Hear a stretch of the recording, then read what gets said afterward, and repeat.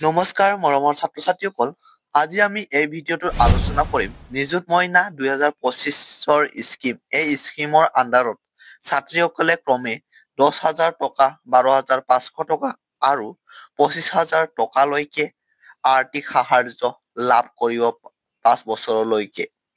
এইটো এটা ডাঙৰ স্কিম চৰকাৰে হাতত লৈছে ছাত্ৰীসকলৰ বাবে।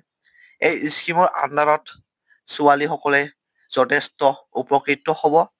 ইয়াতে চোৱা, ইয়াতে আছে যে কেতিয়া এনাউন্স কৰা হৈছে এই স্কিমটো। ইয়াতে ঘোষণা কৰা হৈছে এই স্কিমটো 12 ফেব্ৰুৱাৰী 2024 চনতে ঘোষণা কৰা হৈছে আৰু এই স্কিমটো কাৰ্যকৰী কৰা হৈছে 2024 চনৰ জুন মাহৰ 12 তাৰিখে। এই নিযুত মইনা আঁচনিৰ কাৰ্যকৰী কৰা হয়। ইয়াতে চোৱা, এই স্কিমৰ আণ্ডাৰত কোনবোৰ ছাত্ৰীয়ে এই যিটো সুবিধা, কোনবোৰ ছাত্ৰীয়ে লাভ কৰিব, ইলিজিবল ক্ৰাইটেৰিয়াটো কি নিযুত মইনা আঁচনিৰ স্কিমৰ কাৰণে। ইয়াতে প্ৰথম পইণ্টটোত আছে যে the candidates need to be resident of Assam permanently. ইয়াতে কোৱা হৈছে যে ছাত্ৰীসকলে অসমৰ স্থায়ী বাসিন্দা হ'ব লাগিব বুলি ইয়াতে প্ৰথম পইণ্টটোত কোৱা হৈছে। 2 নম্বৰ পইণ্টটোত ইয়াতে কোৱা হৈছে যে the candidates has to be a female, অৰ্থাৎ ইয়াতে কোৱা হৈছে যে নিযুত মইনা আঁচনিটো পাবলৈ হ'লে এইটো ছোৱালী হ'ব লাগে, অকল ছোৱালীসকলৰ বাবে এই আঁচনিটো ওলোৱা হৈছে বুলি ইয়াতে প্ৰকাশ কৰা হৈছে।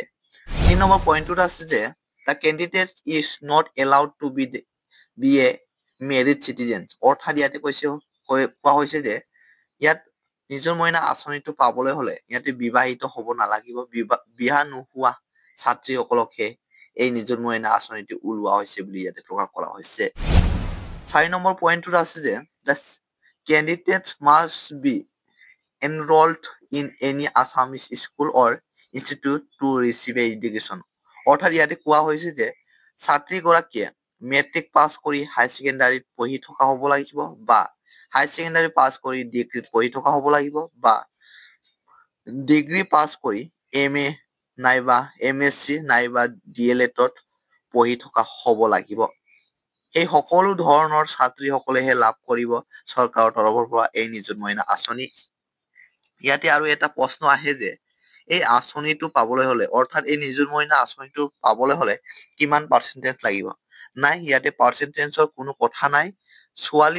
ছোৱালীসকলেই এই নিযুত মইনা আঁচনিটো লাভ কৰিব, পাৰ্চেণ্টেজৰ কোনো কথাই নাহে।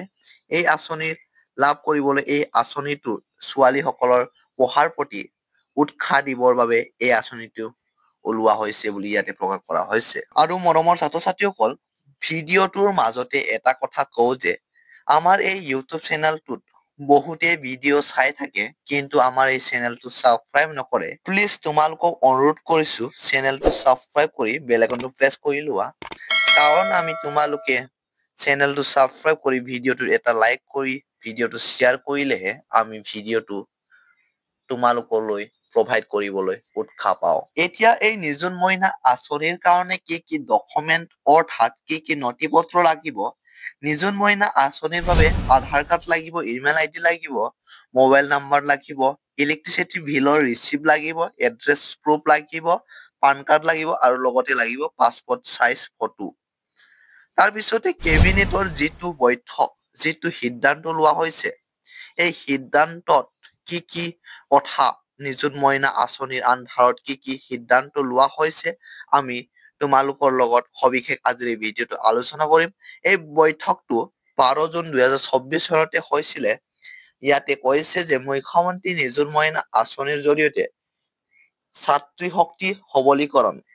1 নম্বৰত আছে, ইয়াতে 1 নম্বৰত উল্লেখ কৰিছে উচ্চ শিক্ষাত ছোৱালী শিক্ষাৰ্থীৰ নামভৰ্তি বৃদ্ধিৰ বাবে মুখ্যমন্ত্ৰী নিযুত মইনা আঁচনিৰ অধীনত ছোৱালী শিক্ষাৰ্থীক নামভৰ্তি সাহায্য হিচাপে আৰ্থিক সহায় আগবঢ়োৱাত অনুমোদন। ইয়াতে 2 নম্বৰৰ উল্লেখ আছে যে উচ্চতৰ মাধ্যমিক স্নাতক বা স্নাতকোত্তৰ প্ৰথম বৰ্ষত নামভৰ্তি কৰা চৰকাৰী আৰু ভেঞ্চাৰ শিক্ষানুষ্ঠানৰ ছাত্ৰীসকল পৰিয়ালৰ যিকোনো আৰ্থিক স্থিতি নিৰ্বিশেষে বৰ্তমানে এই আঁচনিৰ বাবে যোগ্য হ'ব।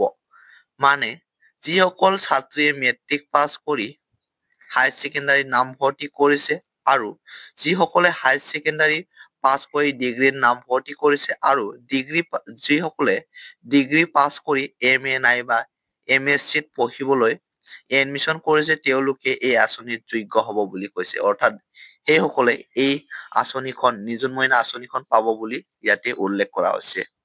৩ নম্বৰত আছে যে নিম্নলিখিত চৰ্ত সাপেক্ষে ছাত্ৰীসকলক নামভৰ্তি ঊৰ্ধ্বগামী প্ৰদান কৰা হ'ব।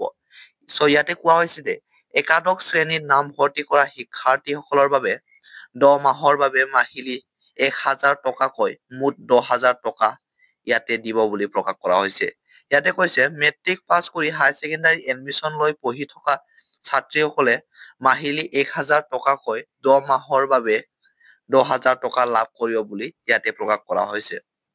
আৰু নেক্সট 2 নম্বৰত আছে স্নাতক প্ৰথম বৰ্ষৰ BA হওক নাইবা BSc নাইবা BCom হওক নামভৰ্তি কৰা শিক্ষাৰ্থীসকলৰ বাবে 10 মাহৰ বাবে মাহিলী 1250 টকাকৈ মুঠ 12,500 টকা লাভ কৰিব বুলি ইয়াতে প্ৰকাশ কৰা হৈছে। 3 নম্বৰ পইণ্টটোত আছে যে স্নাতকোত্তৰ প্ৰথম বৰ্ষত BA হওক নাইবা MA হওক নাইবা MSc হওক নাইবা MCom হওক নামভৰ্তি কৰা শিক্ষাৰ্থীসকলৰ বাবে 10 মাহৰ বাবে মাহিলী 2,500 টকাকৈ 25,000 টকা প্ৰজ্ঞান ভাৰতীৰ অধীনত মাহিলী গ্ৰাহ্য নিযুত মইনা আঁচনিৰ সৈতে একত্ৰীকৰণ। ইয়াতে তলত কোৱা হৈছে যে দ্বিতীয় বছৰৰ পৰা কোনো আবেদন দাখিল কৰাৰ প্ৰয়োজন নাই। আঁচনিৰ লাভালাভ প্ৰাপ্তিৰ বাবে শিক্ষানুষ্ঠানৰ মুৰব্বীৰ পৰা শিক্ষানুষ্ঠানৰ শিক্ষাৰ্থীগৰাকীৰ ধাৰাবাহিকতা প্ৰমাণিত কৰা এখন প্ৰমাণপত্ৰই প্ৰাপ্ত হ'ব। মানে ইয়াতে কৈছে যে প্ৰথমবাৰ যদি নিযুত মইনা আঁচনি লাভ কৰিছিলা তেনে ক্ষেত্ৰত দ্বিতীয়বাৰ আবেদন কৰিবলৈ দৰকাৰ নাই বুলি ইয়াতে উল্লেখ কৰা হৈছে। আৰু ইয়াত এটা কথাও প্ৰকাশ কৰিছে যে শিক্ষাৰ্থীয়ে পঢ়ি আছেনে নাই শিক্ষানুষ্ঠানৰ মুৰব্বীৰ পৰা তাৰ প্ৰমাণ ল'ব বুলি ইয়াতে উল্লেখ কৰা হৈছে। এতিয়া আহো এটা মেইন পইণ্টলৈ। এইবাৰ যিটো নিযুত মইনা আঁচনিৰ স্কিমৰ আণ্ডাৰত যিসকলে মেট্ৰিক পৰীক্ষা পাছ কৰি হায়াৰ ছেকেণ্ডাৰী ফাৰ্ষ্ট ইয়াৰত এডমিশ্যন লৈছে তেওঁলোকে এই আঁচনিৰ বাবে আবেদন ডেট অৰ্থাৎ এই আবেদনৰ প্ৰচেছ কেতিয়া ওলাব, কেনেকৈ কৰিব লাগিব এই সকলোবোৰ তথ্য এইটো আমাৰ এই চেনেলটোতে সকলোতে আগত ভিডিঅ' বনাই দিম। গতিকে যদি এতিয়ালৈকে কোনোবাই চেনেলটো ছাবস্ক্ৰাইব কৰা নাই ছাবস্ক্ৰাইব কৰি বেল আইকনটো প্ৰেছ কৰি লোৱা যাতে এনে ধৰণৰ ভিডিঅ' আৰু ইম্পৰ্টেণ্ট ভিডিঅ'বোৰ লাভ কৰি থকা আৰু এই কেনেকৈ আবেদন কৰিব লাগিব নিযুত মইনা আঁচনিৰ বাবে এই সকলোবোৰ তথ্য এইটো নতুনকৈ নটিচ অহাৰ লগে লগে মই তোমালোকক জনাই দিম। গতিকে চেনেলটো ছাবস্ক্ৰাইব কৰি থবা। বাকী ভিডিঅ'টো যদি ভাল পাইছা এটা লাইক কৰি দিবা আৰু ভিডিঅ'টো বন্ধু কৰি শ্বেয়াৰ কৰি দিবা। আজিৰ ভিডিঅ'টো একেলগে চোৱাৰ বাবে ধন্যবাদ।